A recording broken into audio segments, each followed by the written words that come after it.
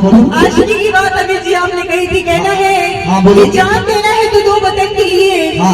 जान देना है तो दो वतन के लिए, जान देते हो क्यों दुल्हन के लिए। अच्छा। जान देना है तो दो वतन के लिए, जान देते हो क्यों दुल्हन के लिए। और अमित जी हम हसीनों की गलियों में मर जाओगे ना तो यही लोग चंदा करेंगे कफन के लिए। क्या बात है, बहुत ज्यादा। हम सोच रहे क्या बोले, एक बार ताकत और लगा दे।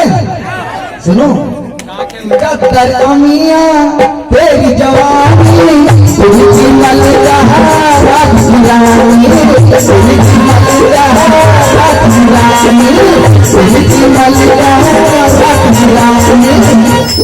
और बात हमारी मान ले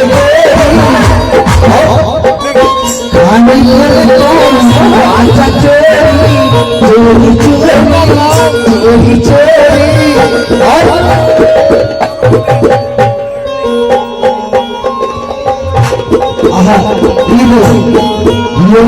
भैया ड्राइवर जी, उनकी तरफ से ये प्यारो बुलाया आया है और कहना कि बात हमारी मान ले रात में आजा